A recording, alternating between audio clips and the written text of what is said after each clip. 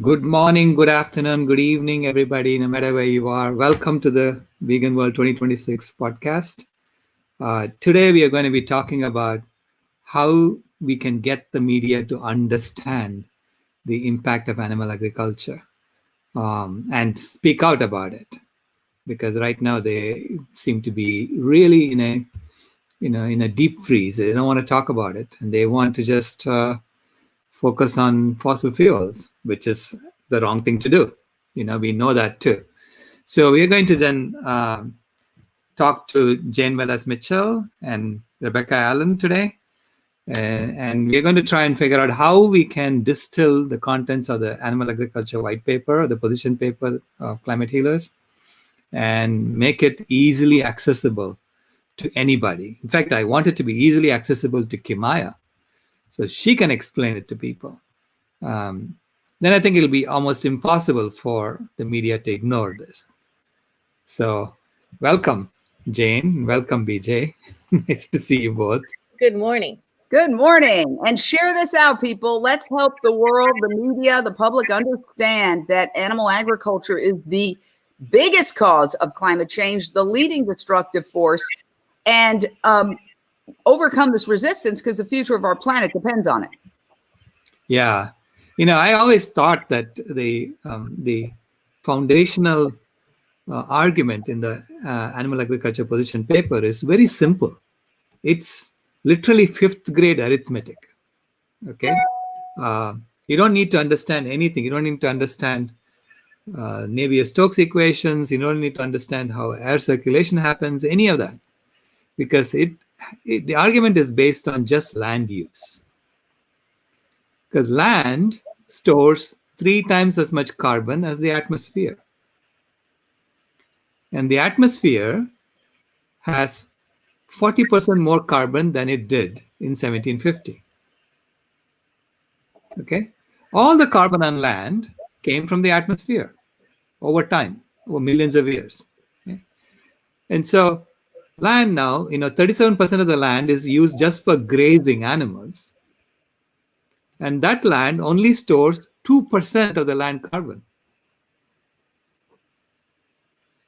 So 37% of the usable land, because one of the things is everybody's got different statistics. Right. But okay, so instead of even saying 37%, is that more than a third? Yep.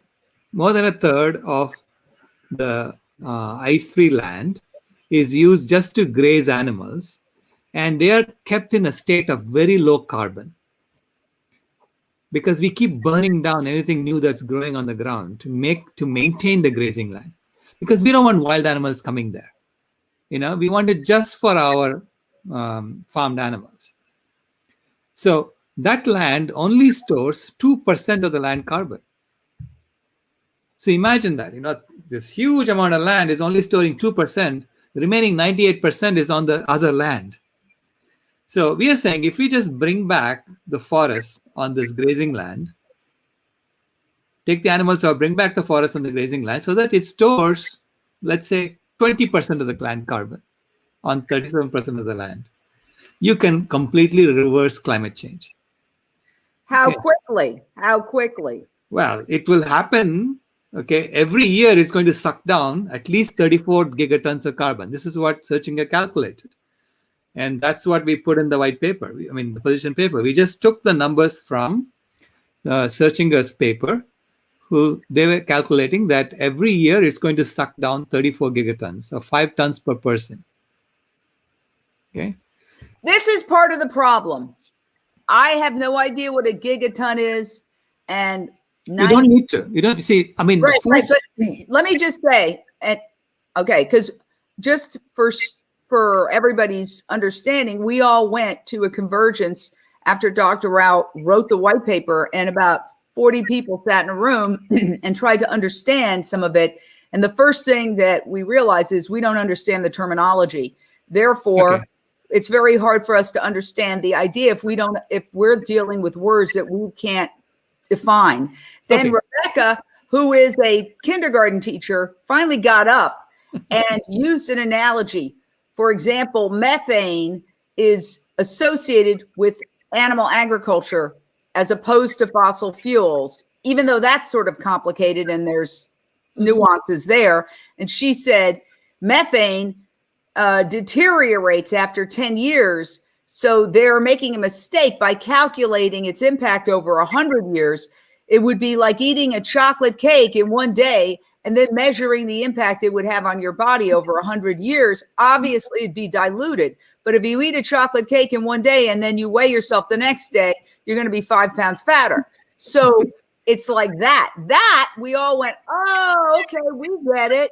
So what I think is really important is to create a cheat sheet, a Cliff's Notes of the white paper, which is so brilliant. But I've shared it with very, very many people. And I don't know how many people have gotten through it all to get to the enormity of the conclusions, which is the future of our planet depends on getting away from animal agriculture. So we need to give people a cheat sheet. That doesn't mean that they only read the cheat sheet. Once they read it, if they have the ability to go in there and read more, they can. Right. But if they don't, the first time they see gigatons and they don't know what the heck that is, they're okay, I don't know. So right, people let me put it to read stuff that there's filled with words they do not know the definition of. So that's why I said, you're brilliant as somebody who is, in my personal opinion, a genius. The hardest part is to talk in a way that average folks can understand. As a reporter for 38 years, I would go out and I would take stories that I knew nothing about and have to break it down. And that's why they say who, what, when, where, why, how. And sometimes if I was on a fire, I literally would put those words because I didn't want to forget to ask them. So the what could be what burned, what material burned, what facility burned, what was the igniting ingredient. There's a lot of whats, there's a lot of whens, there's a lot of wheres, whys, and hows. So what I'm trying to say is we need to deconstruct the white paper. And the one thing I've learned as a journalist over these many years is that it's never too complicated to explain. But the hardest thing is to explain a very complicated subject in simple terms that people can absorb and go, oh, I get it. Right. Okay, let me put it another way. If we get rid of animals and we return we allow forests to come back, it will suck down more carbon than we are putting up into the atmosphere from fossil fuels. Rebecca, I hope you're taking notes. anything, because you're the kindergarten teacher who helped us break through with that one concept about methane. So anytime you hear a sentence that's really simple, write it down. Can you say it again, Dr. Rao? Yeah, that's great. If we get rid of animal agriculture, the land that's currently being used for grazing animals can suck down more carbon than we are adding to the atmosphere from fossil fuels every year. Okay, doesn't mean we have to keep pumping fossil fuels up there, but it gives us time to ramp down our fossil fuel infrastructure. Okay, but by allowing forests to come back, animal agriculture is the only way we can bring back the carbon that's in the atmosphere. Getting rid of it. Getting rid of it. Yeah. Whereas if we stop fossil fuel burning, you're not going to do anything to the carbon that's already in the atmosphere. Okay. You're just not adding more. That's all. Got it. Okay, wait. Break it down. Say it slow because this is a key point. A key point is ending fossil fuels would just stop. If you want to write that down. Yeah. Mm-hmm.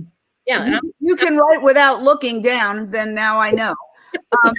Ending fossil fuels would just stop more fossil fuels from going into the atmosphere. Yeah. In contrast, ending animal agriculture and reforesting grazing land would actually remove carbon CO2. I don't even know what it is. Is it what's it called? Carbon dioxide? Yeah, carbon dioxide is dioxide yeah. from the atmosphere. Right. So one just stops it and the other reverses it. Exactly. Right. Okay. It's so simple when you put it like that. Right. Stop fossil fuels, they're still there. Yeah. If you stop animal agriculture, the trees and vegetation come back and pull down, which is what we want. We want to get rid of those carbons in the atmosphere. Is that right? Absolutely. So can you read it back, Rebecca? Because I think that would be really, really important. And I don't know if there's any comments in terms of, we've got Deepak watching, and I don't think that's Deepak Chopra, but it's another Deepak. Hi, Deepak. But this, is a really important conversation. And then once we iron it out and issue it, I think that will go a long way to helping people understand it. Right. Okay, so if we get rid of animal agriculture, we can suck down more carbon than we produce with fossil fuels every year.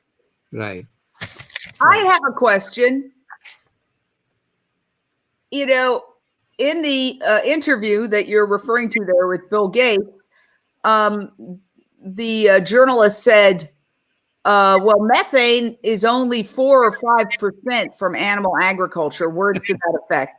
What are the stats? Because, for example, sometimes methane is from gas, right? So that's all very complicated. It's not like methane's from animals, fossil fuels is from gas.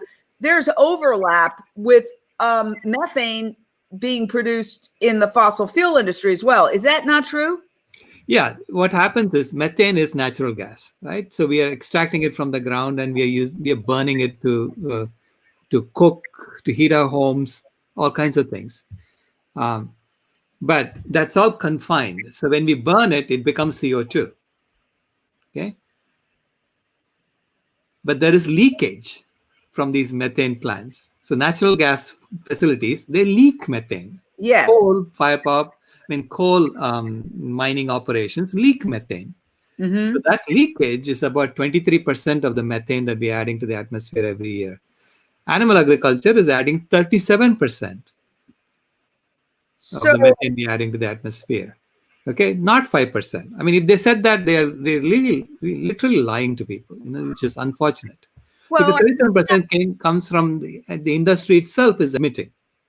We have to clarify that and then present it to them with the documentation so that they correct the record. Mm-hmm. Yeah. So 37% comes from the UNFAO's original 2006 livestock long shadow. They admitted that they are causing 37%. And you can calculate because every cow... 37% of what? Methane that is issued into the atmosphere every year? Yeah. Methane that's issued into the atmosphere every year from human sources comes from animal agriculture. Right? So that's an industry estimate. I mean, it's not even, I even question that, because you really have to, when industry tells you something, you shouldn't just take it. I never do that. I mean, as an engineer, if I get a biased source of information, I don't just take it. I question it. I go and verify it. I want to make sure that they're telling me the truth before I use it, right? Ultimately, we have to work with the truth, work with the facts as they are on the ground. If the facts have been misstated. The infamous alternative facts, right? Which I have a little thing that says alternative facts equal a lie. The trouble is this is such a vast subject that you can extract different information. It's like saying, how big is the cosmos? It's such a big subject that there's ways to skew the facts to what you want, to what whoever wants. And this is why animal agriculture's impact on greenhouse gas emissions has been listed as 14.5%, 18.5%, 51%, 87%. Right. we have to, and Bill Gates is a smart person. He's the one who said we have to start eating synthetic meat in all rich nations, which means we have to get away from animal agriculture. And animal agriculture's impact on the climate is hurting us a lot. Maybe we need to reach out to him. Well, it's interesting because he did say we have to go to synthetic meat. Had he just said we had to get away from animal agriculture, which is what getting 100% to synthetic means 100% away from animal ag. But he didn't want to say that. And there's a reason, because he can invest in the synthetics.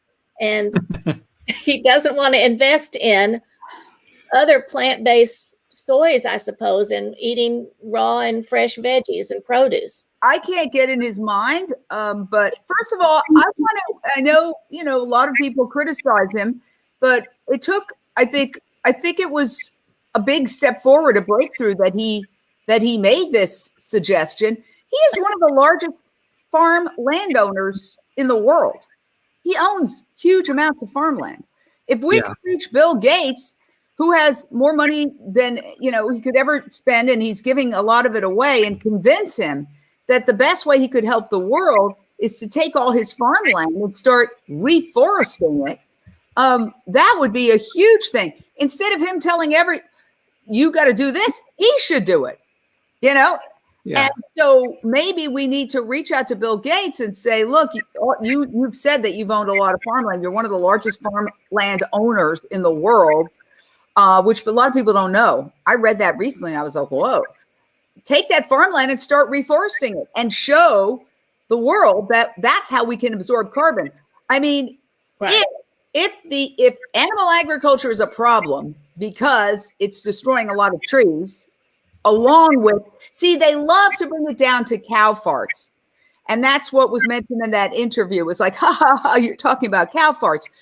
No, it's a lot more than that. It's the trees and the forests and the habitats that are destroyed to create cattle grazing and to create farmland to grow food to feed 80 billion animals when we're only 7.8 billion humans. Right. So there's that complexity too. Yeah, let me play a video that Gerard Bishop made about where the 87% comes from. Okay, so...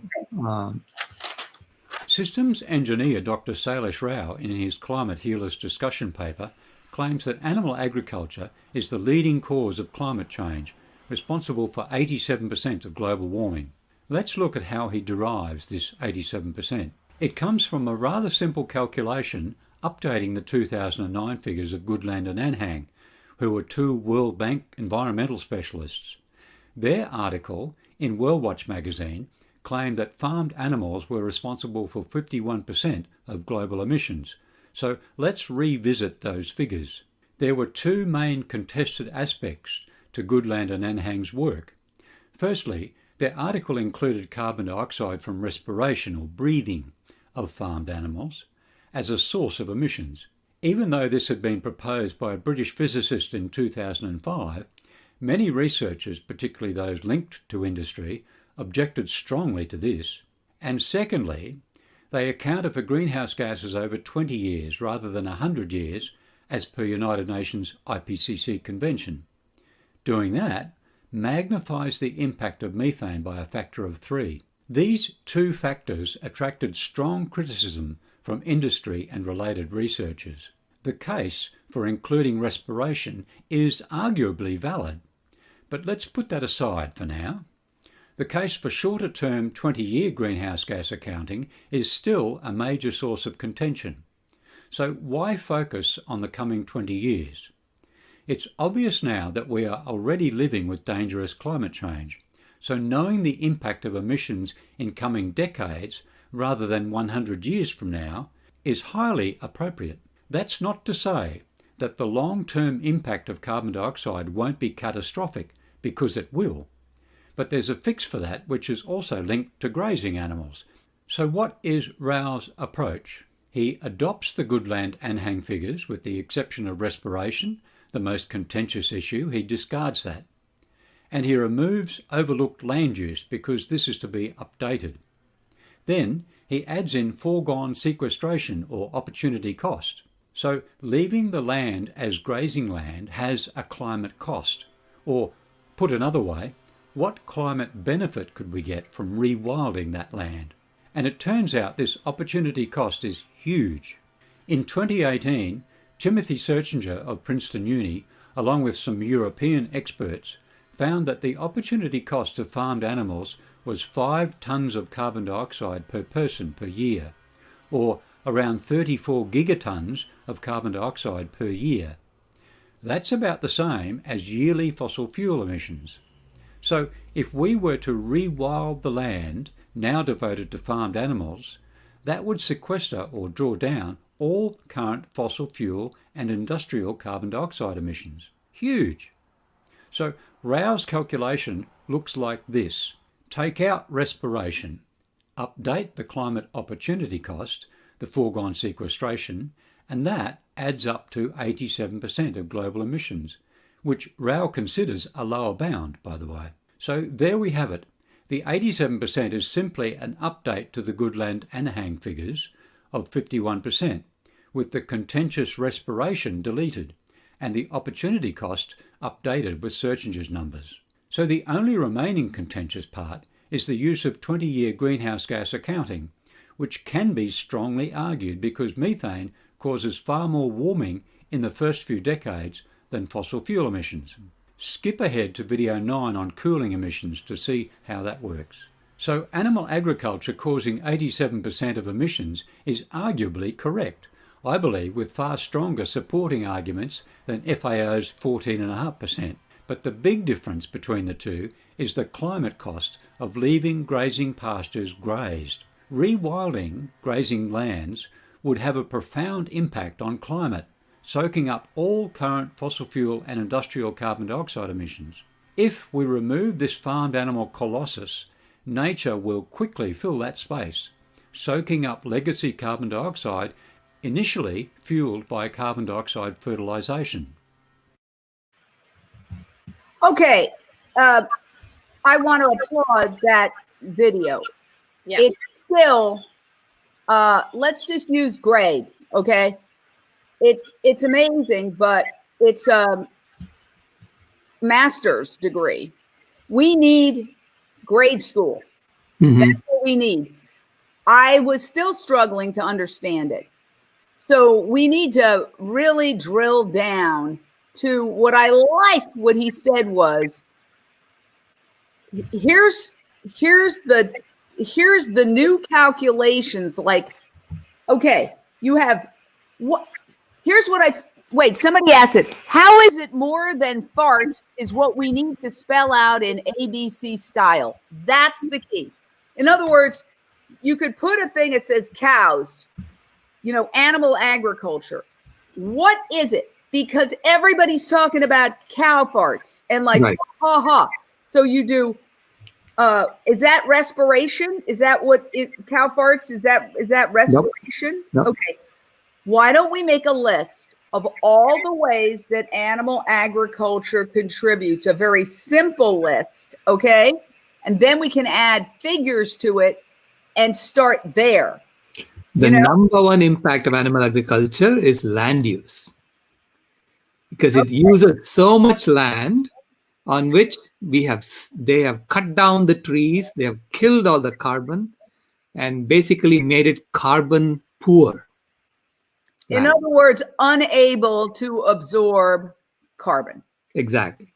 So every time we eat, we are making a choice. Do we want those trees to come back or no? Every meal, we're making that choice as a species. Yeah. So, okay. So if we say, okay, the impact of animal agriculture, the number one is land use. Okay. Yep. So then let's just go through it. Let's do the cow farts. What is that? What is that impact? That's probably saying the 4 and the 5%.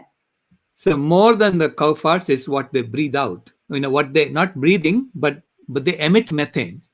Basically, they have 4 stomachs. Okay, so they eat into one stomach, and then they regurgitate and chew it again. And when they regurgitate, they emit methane. But that's what I think they were referring to, is that was the 4 or 5%.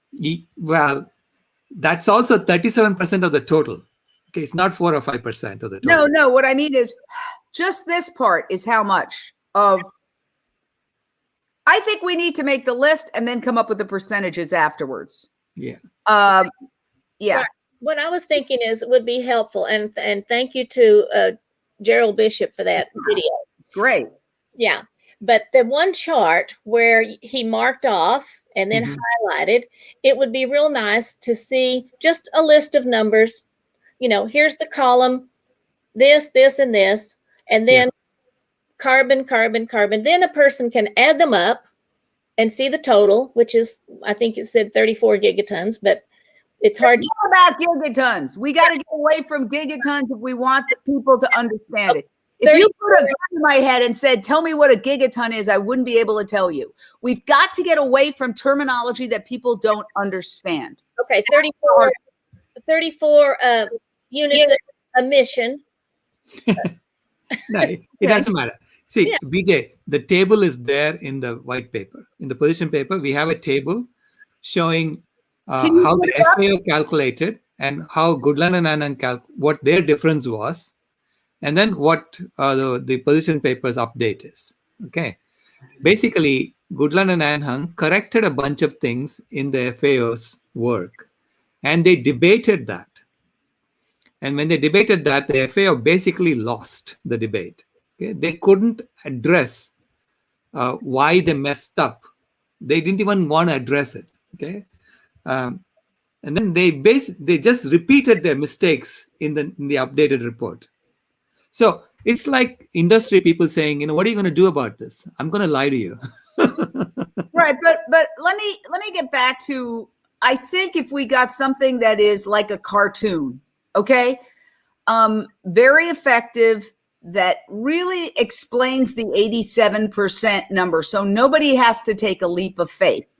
And nobody has to read the entire thing filled with terminology they don't understand, which is another way of saying taking a leap of faith. The average person needs to understand. First, we get it to the point where everybody can understand it. Then we can figure out what to do with that information, whether to give it to Bill Gates. Obviously, he could read the white paper and understand it, but whether to give it to the media, to do a news release, to do an entire documentary. But I still need to understand, if the list is, we've got the impact of animal agriculture as land use, okay?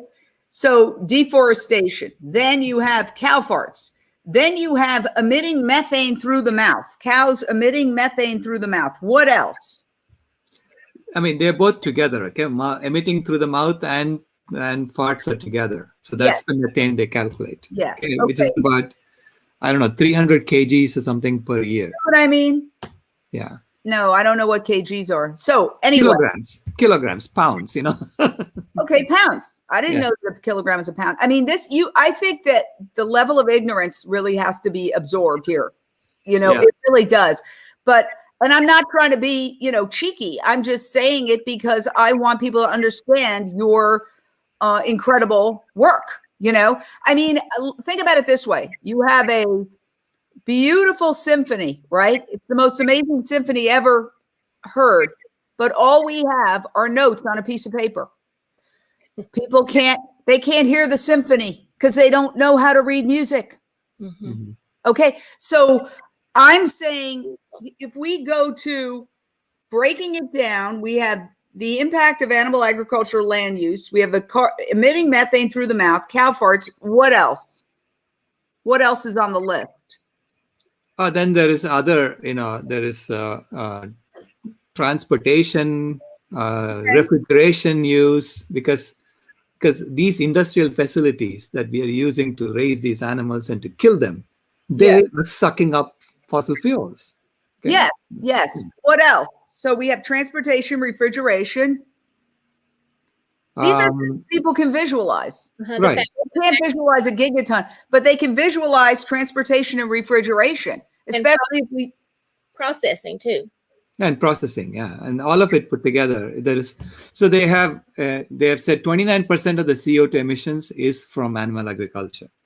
Who's Goodland and Anhang. Okay, FAO said it's 7%. Goodland and Anhang is saying it's 29%. Yeah. And they had a debate between the two, and FAO lost the debate. So as far as I'm concerned, the FAO's numbers are garbage.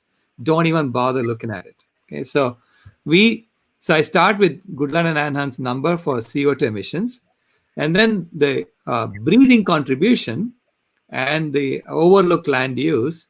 I said, we can take that out and put in Searchinger's number for the opportunity cost of land use, because that land is currently every day we eat, we are saying that land should remain as grazing land. That's what we are saying when we eat animal foods. And also that all the farmland. I mean, you fly from New York to LA, you see all this farmland. Here's Right. another point of contention. What percentage of food grown is fed to farmed animals? I've heard wildly different estimates of that. No. It's well known. I mean, it's there in the IPCC's numbers. Let me play that video. Okay. Yeah. Wonderful. So 85% of our food comes from plant foods already. Land use. Yes, it sounds boring, but it's the key to fixing our climate. The 2019 IPCC Special Report assembled some very interesting data on consumption and land use. It's a bit of a spaghetti monster, so here is the diagram that may be easier to understand. This diagram shows how we use the ice-free land on our planet. Starting from the bottom in blue are the built-up areas where most of us live. Cities, infrastructure, urban and mining, that covers just 1% of the Earth's surface.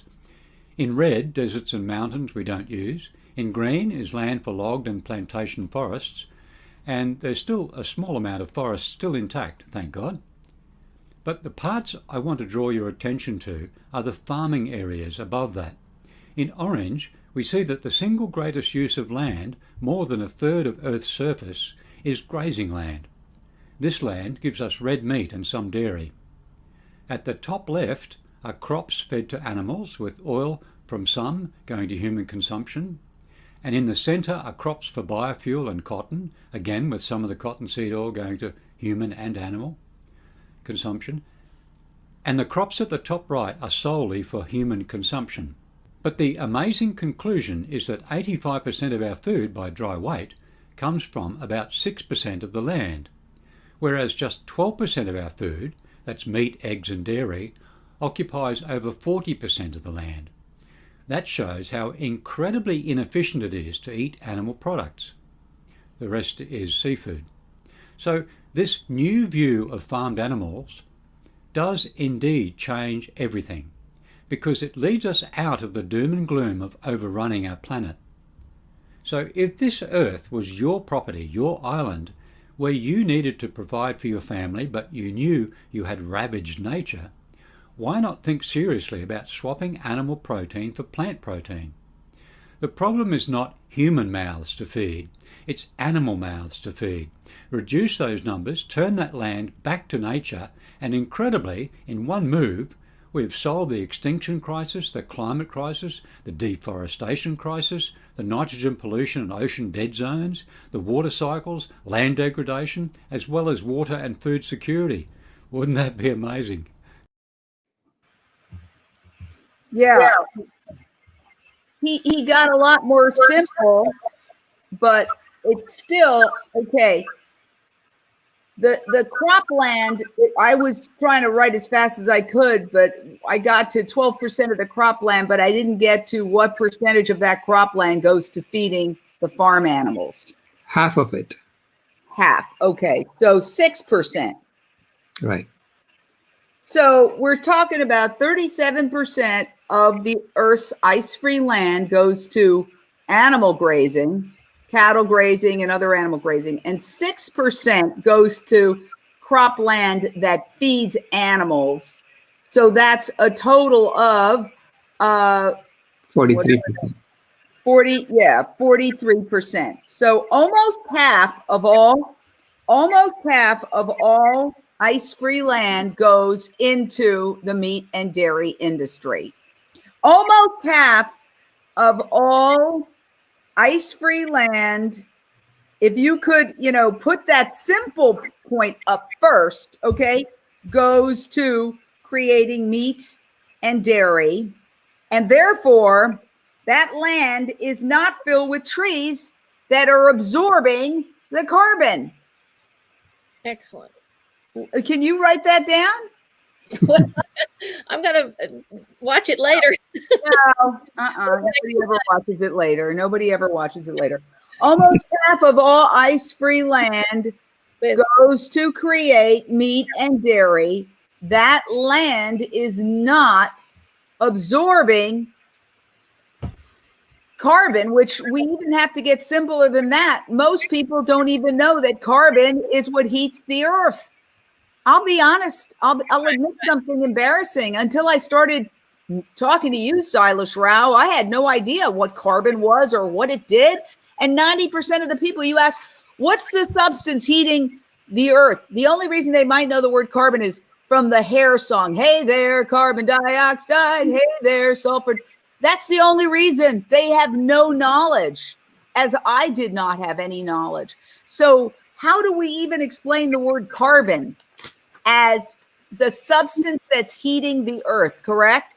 Carbon dioxide. Carbon dioxide is heating the earth, yes. Okay, so carbon dioxide. So can you read it back, the simple statement that would be the overarching statement? Close, I can say that. Overall, about 43% of our land. No. That one? Almost half. Almost half. Yeah, almost half of our land is used for grazing and feeding animals. And that land, it could be, if it was filled with forests, it could be bringing down the carbon, and the carbon is heating the earth. Right. It's not as succinct. Now you're talking. Yeah, we got to make that succinct. I think that's the key. The key is almost half of all ice-free land, usable land. Could we use the word usable? No, because then there is unused land that's also ice-free land. Right. So there is desert that's ice-free land. Oh. Yeah. Right. But desert isn't usable, is it?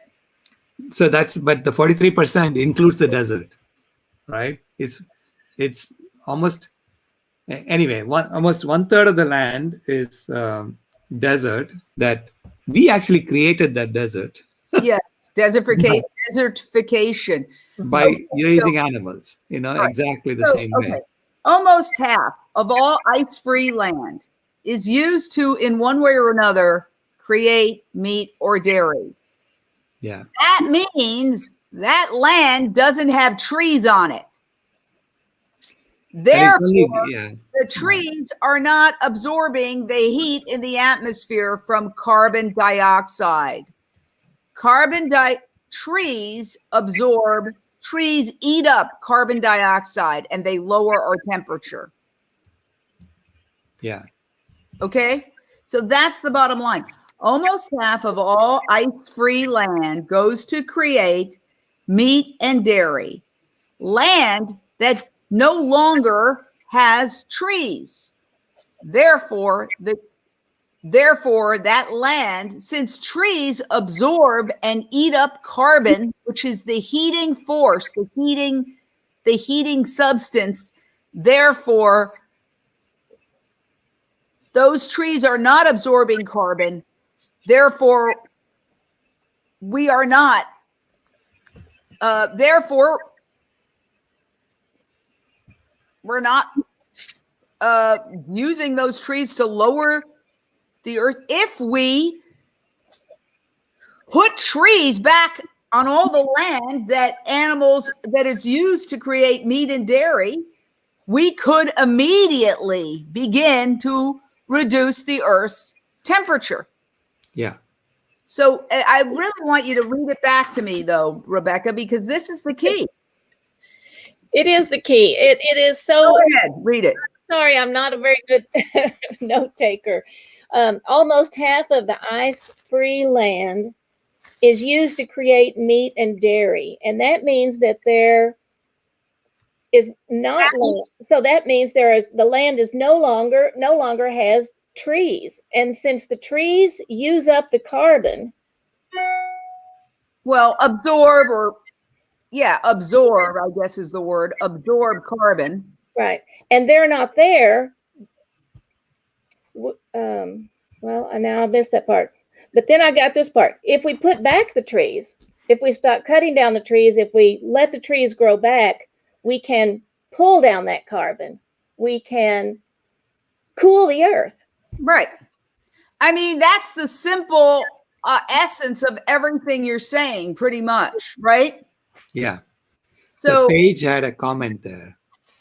The focus needs to be on land use. And the fact that it's selfish to think you can eat your responsible meat while others aren't able to eat once factory farms and slaughterhouses are shut down, So land use is key. That's the key. We need to kind of highlight the fact that animal agriculture is using so much land to provide very little food. Okay, that's a good one. Here, wait. Animal agriculture is using so much land, but providing very little food. And that too, unhealthy food too. I mean, it's not just very little food. I think, very little food. That's another really simple way of putting it. But see, it's very hard for people to make three connections. They can make the connection to, almost half of all ice-free land is used to create meat and dairy. Then they can make the connection, therefore, and maybe this is the way to write it down, therefore, that land no longer has any trees on it. Right. Since trees absorb carbon, none of that land is being used to lower the Earth's temperature. Right. Keep writing, if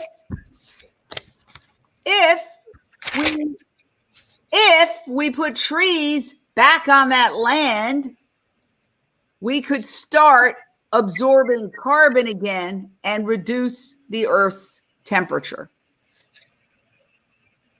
I mean, this is the basic thing that we have to let people know. They're focusing exclusively on cow farts, and that's why they're able to say animal agriculture only creates 4% of greenhouse gas emissions, which is insane.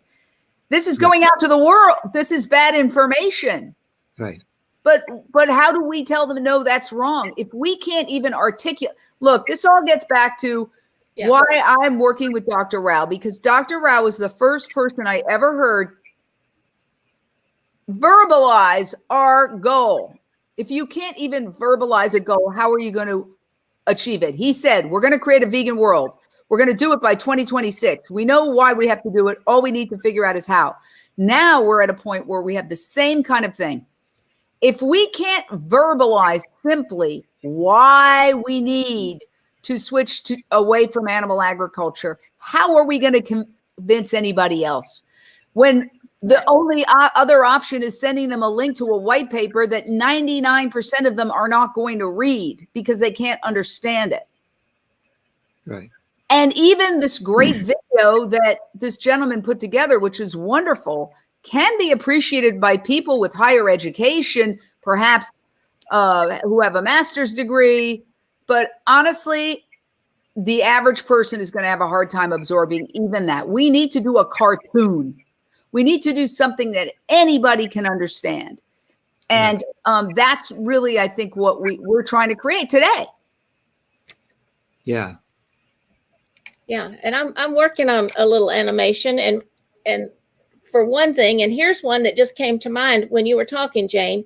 If you had the land use, a visual of the land use, and then it animated to show how much food you get from the land for plants and how much food you get from the meat, that little bit, the visual would be showing it right then. And then you could gradually have the tree population take over the land where the animals are. So you have have a visual down at the bottom with all the cows on it. And then here's what we want to happen. We want to stop cutting down the trees so you have all these trees sprouting up and they can see them growing and growing big. And then you have the cooling of the earth, changing temperature. It's cooling down. You would even have to have the trees eating up the carbon. Oh, yeah. There you go. Yeah. And that's there in Kimaya's video, the $1 million vegan video that Kimaya did. Yeah. It has the CO2 being absorbed by trees. Yeah. But I understand that 93% of all communication is going to be video in a couple of years. Still, right. It's important to have a cheat sheet white paper. Once you have that, a cheat sheet of the white paper, once you have one page that distills everything into its essence, that can be the cover letter. You're basically doing all the work for them. And then if you want to go into the white paper, you can. I would even envision 3 levels. One, the one page. When you're pitching a show, the first thing they say is, send me the one sheet. They don't want to watch the show. They don't want to watch your, just send me the one sheet. That's the world we live in. We need a one sheet for this white paper. Yeah. And it's going to be harder than almost writing the white paper, which, Dr. Rao brilliantly did. I'll give you an analogy. People think that novels are harder to write than screenplays.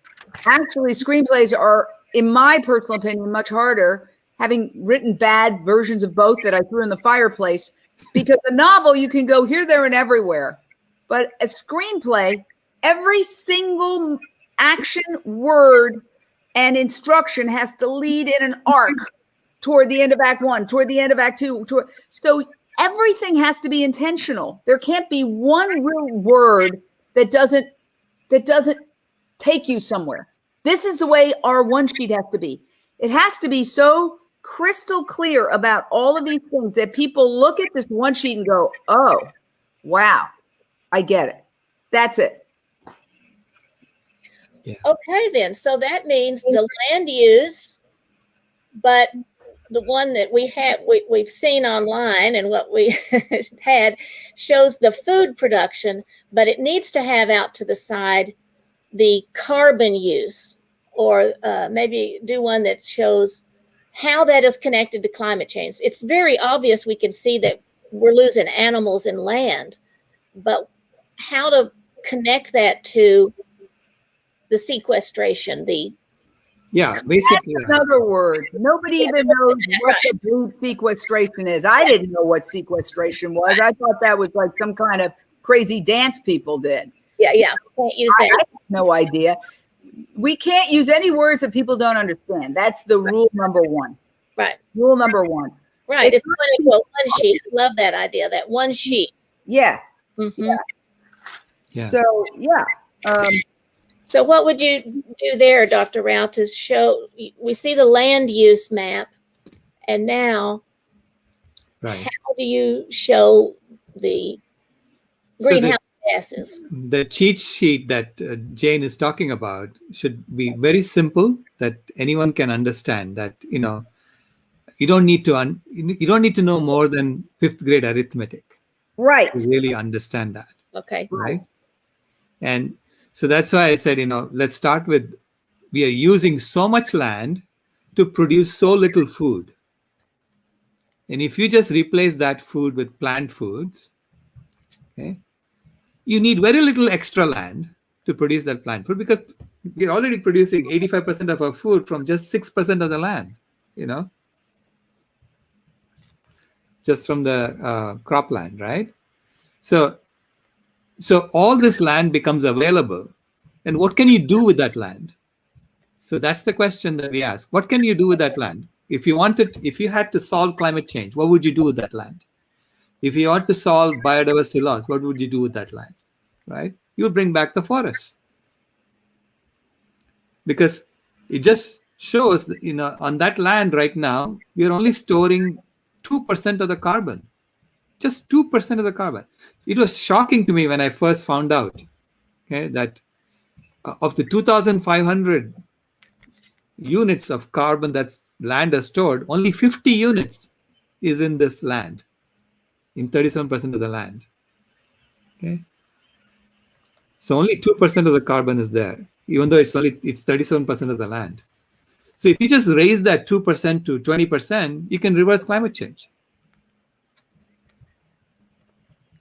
Completely reverse it. I mean, we will all be, living in the climate from the 1900s, right? If we did that. So, like when 350.org, what are they talking about? They're talking about bringing the CO2 level down to 350, but they don't talk about animal agriculture, which means they're being, so disingenuous, right? Because fossil fuels will not bring you down to 350 at all. You know that. If you shut down the fossil fuel industry, you're not going to reduce the CO2 in the atmosphere. You're going to keep it there. I think that's your one paper. That's your one sheet. That was beautiful. That land, we could immediately begin to. If you send that to somebody, they don't have to know the numbers because people can visualize land. Well, this is what I wrote just right now. Almost half of all ice-free land is used to create meat and dairy. That land is no longer filled with trees because it's now grazing and farmland. Trees absorb carbon dioxide, which is the gas that heats the atmosphere. So if we reforested that land with trees, we could immediately begin to absorb more carbon and cool the earth. Beautiful. Right. Yeah, but that means that, but first we have to stop eating meat, but that means not eating animals. Yeah. So maybe I'll end with that video that Jared did, showing that we need to shut down the animal agriculture industry first before we shut down the fossil fuel industry. So I feel like if we try to fight politically and societally to try to say don't stop the fossil fuel industry is the wrong way to go. Okay, because the fossil fuel industry is considered a bad guy these days. Right. And right now I'm fighting to save the Bayona wetlands here in Los Angeles, LA's last coastal wetlands, which the fossil fuel industry wants to excavate and has created a phony restoration, which is really their way of getting in there to upgrade their crumbling gas storage facility. So I really want to shut down the fossil fuel facility here in Los Angeles that is going through machinations to destroy the wetlands. I don't want to say, hey, don't worry about the fossil fuel industry. I never said that. No. But I understand what you're saying. But what I'm saying is in terms of messaging, if we just got this simple message as opposed to, well, you have to do this before the other, I don't think people can even absorb that. I think the main thing is just to say, yeah, go to your protests against fossil fuels, do whatever you want. But here's the missing piece of the puzzle. And I wonder, what we can do with this, because the future, this is what's so crazy. We're discussing something that literally could determine whether we are alive in 30 years. If the earth becomes too hot to support human life, and it could happen very quickly. We've heard about the carbon bomb that's going to be released when the ice caps melt. I mean, we could literally be looking at human extinction in the blink of geologic time. So here we are on this little live talking about it with a bunch of people who care, when the media is completely ignoring this. The other question is, once we get the one sheet, how do we turn around and wake the media up? If Bill Gates, in his tiptoeing on the subject, can't get very far, how are we going to get very far? And that's why I think we need to reach out to Bill Gates and say, hey, dude, we hear you. We understand what you were trying to do in your, he's navigating as a businessman. He knows how threatening this is. This is threatening to the entire establishment. the idea of giving up animal agriculture. Right. Our system is based on this exploitation. If we immediately, let's say there was a miracle and everybody gave up meat tomorrow, what happens to the fast food industry and the pharmaceutical industry when people don't need all those pills? And then there's the healthcare system. You saw What the Health, where the PR lady runs out and says, we can't talk to you. Stent operations are our business. Right. So you'd have the healthcare system, the pharmaceutical industry, the meat and dairy industry. Well, they'd all have to change. Maybe they wouldn't collapse, but the pharmaceutical industry would have to go from selling erectile dysfunction pills and cholesterol lowering pills to selling vitamins, B12 vitamins. I don't know what they would sell. But the point is that it's very threatening. So he was approaching it. I'm not in his head. I don't know what he was thinking, but in my mind, what I would guess is that he was approaching it in a gingerly fashion. And as kind of a geek, self-proclaimed geek and nerd, he said, we got to switch to synthetic meat. Thinking maybe that wouldn't be so threatening. What he really means is we got to end animal agriculture. But the dichotomy is I guess he still eats burgers and he's one of the largest farmland owners in the world. Maybe it's time for Bill Gates to look in the mirror and do something with his own land. Maybe we could approach him, because if he were, as the largest reforester in the world, if he were to do this, it would be extraordinary. And hold on, I'm gonna. Can you take me off for 1 second? Yeah, sure. Yeah, sorry. So, one of the things that Anthony DeMello said was, people do not fear the unknown. People fear the loss of the known. Oh, hey, we did that. We're doing this live. So people fear losing their privilege, which is what Bill Gates and Anderson Cooper are talking about. They're basically fearful of losing their privilege. And in fact, I had the same situation, when I had to walk out of Al Gore's climate reality project. I mean, I was in a privileged position. I was right next to him and I was doing things with him, right? But I had to take that step and walk out. And this is what happened, right? And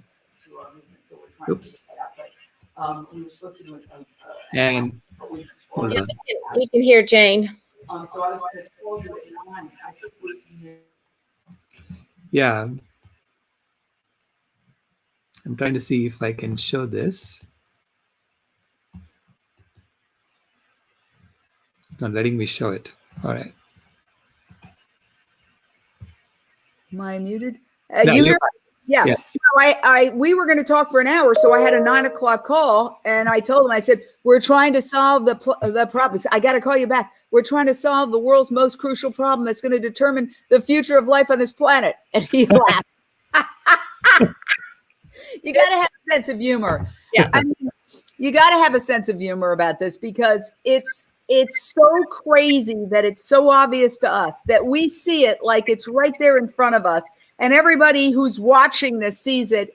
And the people who have the power to actually make it happen won't see it. They won't discuss it, and they ridicule it. I mean, Yeah. Right now in Texas, we felt a cold front. We have never had the polar ice vortex down here in Texas, and we had at least one death.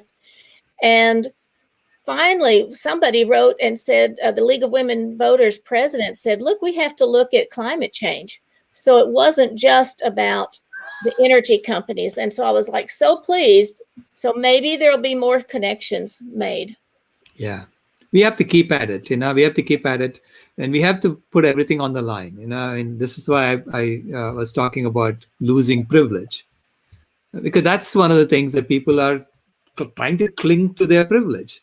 Bill Gates has privilege in the system, and the media people have privilege in the system, and they want to cling to it, and this is why they don't want to let go of the system.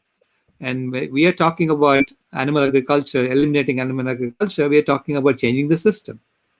Right? It's a complete rethinking of how we deal with nature, how we deal with each other. You can't have people being fed bad food so that they can become customers for the pharmaceutical industry, which is what's going on now.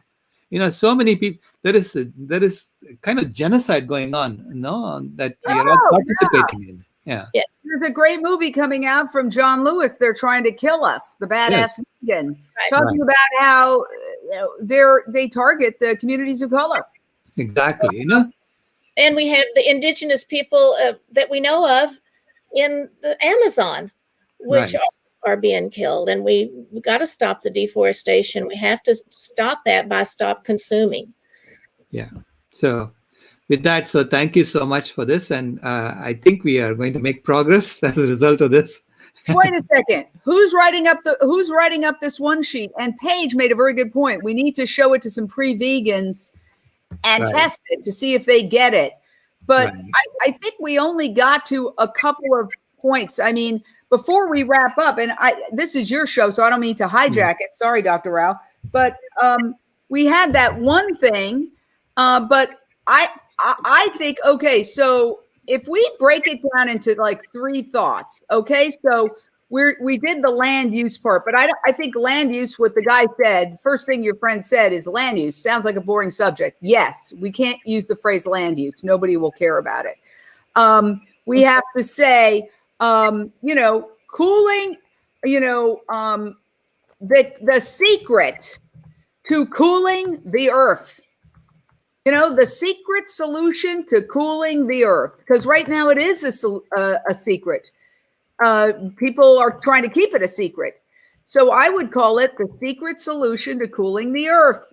Beautiful. And it's like more trees, more trees. I mean, if you really boiled it down, more trees, less meat.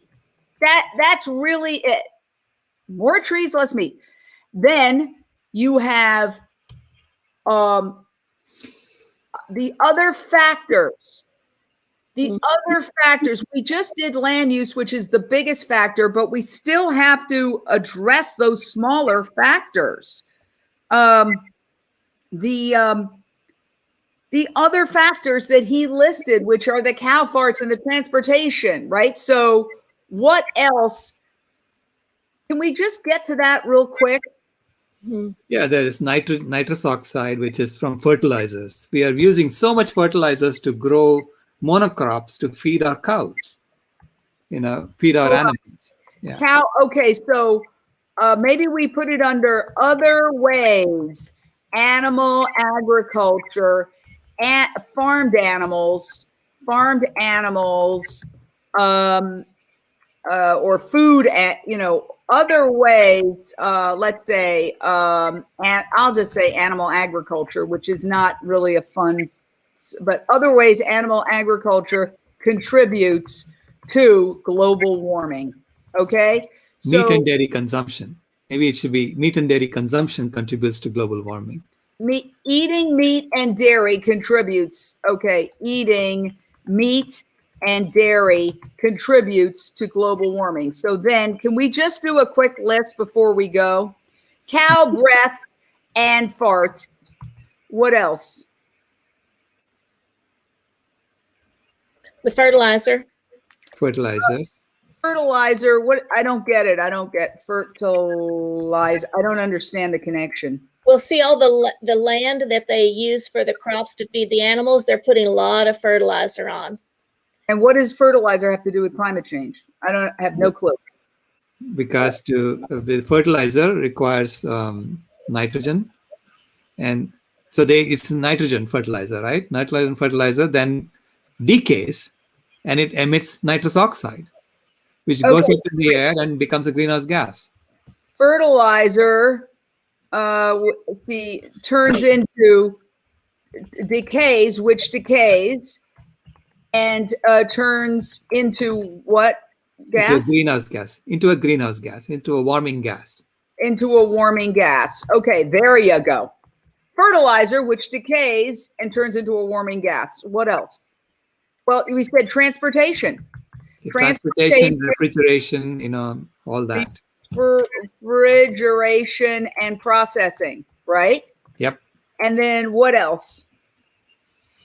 I think you covered it. Those are the four main things. Really? Well, Yep. how simple is that? Transportation, refrigeration, and processing. Wow. Okay, so I'm going to just read the final thing, and Dr. Rao, that I came up with. Sure. Okay. Oh no, I'm not saying I came up. I typed. We came up with the secret solution to cooling the earth: more trees, less meat. Almost half of all ice-free land is used to create meat and dairy. That land is no longer filled with trees because it's now grazing and farmland. Trees absorb carbon dioxide, which is the gas that heats the atmosphere. So if we reforested that land with trees, we could immediately begin to absorb more carbon and cool the earth. But that means not eating animals. Other ways eating meat and dairy contribute to global warming: cow breath and farts. Now, what do we say about that? We say cows emit methane. Yeah. Cows emit methane, a key warming gas. Yep. So methane is a warming gas. It's the most important warming gas on a short-term basis. It is the most important one. Well, when you say important, the most Potent. the most potent warming gas. Okay. So here we go. Other ways eating meat and dairy contributes to global warming: cow breath and farts. Cows emit methane, the most potent warming gas. Fertilizer. It decays and turns into a warming gas. Transportation, refrigeration, and processing all require what? Fossil fuel energy. Fossil fuel energy. Okay, so there you go. Wow. So I think that this is and I'll put it in the chat for those who are here, but I think this could be, I don't even know how to put it in the chat, whatever. I'll send it to you, and I think that that's a like a cover. I think it has to be various. People read that, they go, oh, I want to learn more, right? Then you have a more, slightly more, think about it as grades. Okay.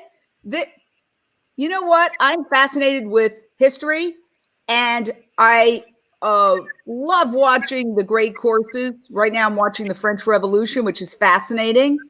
Mm-hmm. And they explain, a lot of it, but there's also books for history for grade school. And then there's history for dummies. There are various ways to explain the same thing, no matter how complicated. So think about it as grades. This would be maybe grade school. Then you do one for high school. Then you do one for college. Then you do one for the master's, which is what your friend did on the video. That's more, it's great, but it's still. Then you do the white paper, which is the PhD. So I would say, now that you have this, you say, learn more. And then you go to the next level. Does that make any sense? Sounds good. Okay. Thank you, Dr. Rao. You are seriously. Thank you.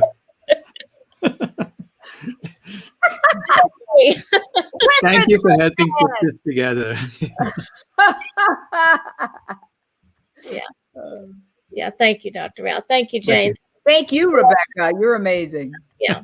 Thank you. Bye. Bye.